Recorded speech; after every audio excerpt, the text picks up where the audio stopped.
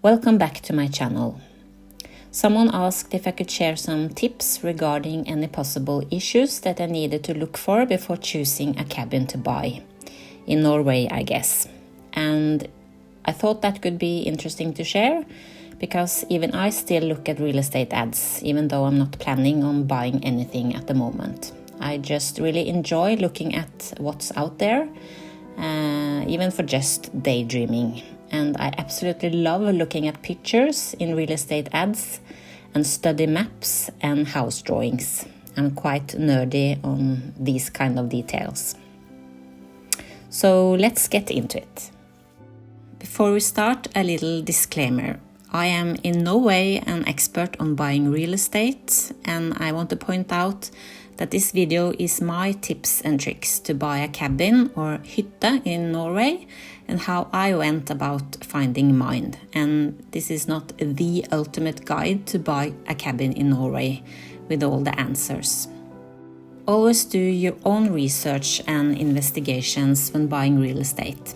It's your own responsibility to check things out before buying anything.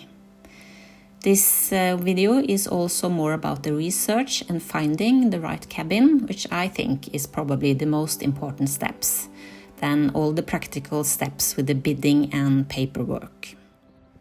Okay, so with that out of the way, here are my tips. Most of them applies to both foreigners and Norwegians, I guess. First off, find out which part of the country you prefer. Norway is full of contrasts and has everything from high mountains and deep fjords to soft, slopey inland landscapes, endless forests, sandy beaches, and everything in between. So think about what you want.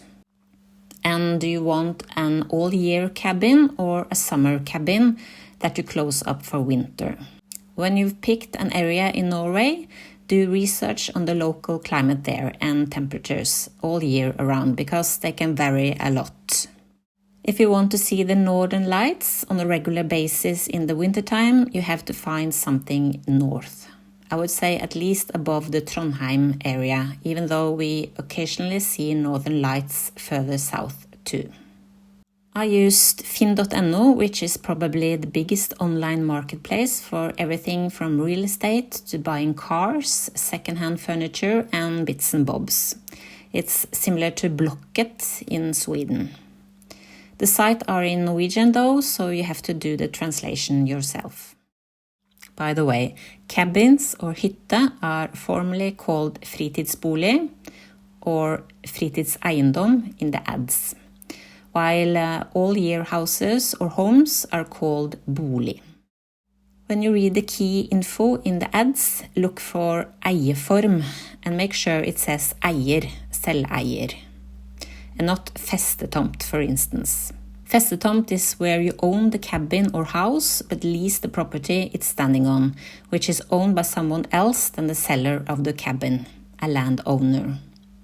These kind of properties are scattered around the country, and the cabins and houses standing on them show up way cheaper than freehold cabins in the real estate ads. So be careful reading everything in the ad. And don't end up in a situation we call skjegget i postkassa or kjøpe katta i sekken. We all want different things concerning standard, and some want all the amenities they have at home, like being connected to water, electricity, and having a proper bathroom with indoor toilet and shower, and some don't. The higher and better standard, the higher the price. Expensive cabins tend to have lots of other cabins around too, because they are connected to the grid, often situated in what we call cabin villages. Off-grid and renovation projects are, of course, cheaper. I would also recommend these if you want something more remote, without too many neighbors peeking in the windows. It's easier to find some peace and quiet and privacy if you go for these. Okay, so you found a cabin you like. Now what? Do research. Try to find out everything you can about the cabin and property, even before going on a viewing, or else you'll risk wasting a lot of time. The first thing I did was contacting the municipality the property was situated in, and I asked for copies of every document and case file they had concerning the building and property, if there was any. This to learn more about the place, look at house drawings and see if there was any previous or ongoing quarrels with the closest neighbors about anything. I also asked for information about any plans for the area surrounding it, in the making or in the forthcoming future. This to make sure there wasn't any really big building plans, a cabin village, a wind farm or anything like that around the corner close to the cabin and affecting it further down the road.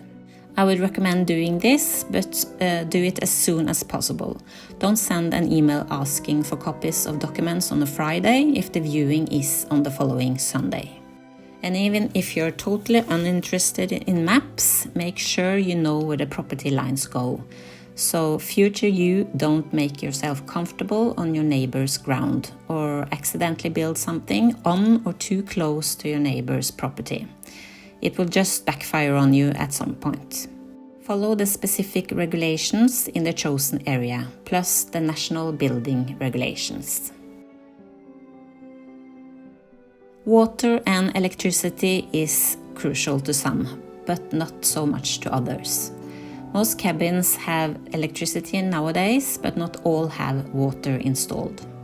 My advice is that if you search for something more off-grid, look for natural water sources nearby. A well, a river, a stream or something, and how much water is there? And will it provide you with water in wintertime too and not freeze over? Of course, this depends on the location in Norway and landscape around the cabin too. I chose a property with both a well and a nearby stream, but I've experienced that both can dry up on really hot summers and they both freeze up in the winter and are to no help. But I always have the big river down below that never freezes completely over and is accessible all year around with a little work.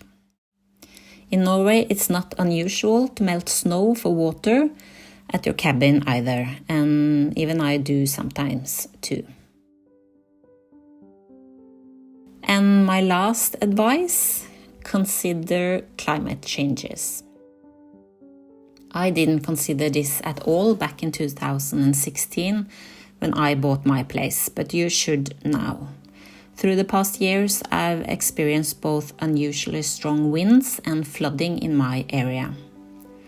In August 2023, we also had extreme weather Hans in the south of Norway that hit hard and affected several regions. That summer it had rained every day throughout July, so the ground was already soaking wet when Hans arrived with heavy rain. Luckily, no lives were lost, but it resulted in major damages, including floodings and countless landslides. The river down below my cabin rose 3 meters in just a few hours and carried off with everything standing nearby. And this leads us back to the previous topic of water. Make sure you don't have a stream or a river too close to the building constructions. Again, do your research and look at maps and just read the landscape. Buying property, even just for a cabin, can easily get very emotional, but try to keep cool and don't let the emotions run off with you. Especially if you end up in a bidding war. Stick to your budget and plan, and if you don't get what you thought was your dream cabin, more cabins will come your way. I had been looking at real estate ads for a whole year or so when my place showed up. And I remember my very first thought after looking at the pictures and the price, and it was, what's wrong with this place? But I couldn't find any wrongs, except what the seller already told me. No installed water and no road all the way. And there will probably never be any either because of local regulations. But that is fine with me. But a lot of other potential buyers probably fell off because of those two missing elements. Well, lucky me. So I hope these few tips and tricks was helpful, and good luck looking for a cabin in Norway. See you next time.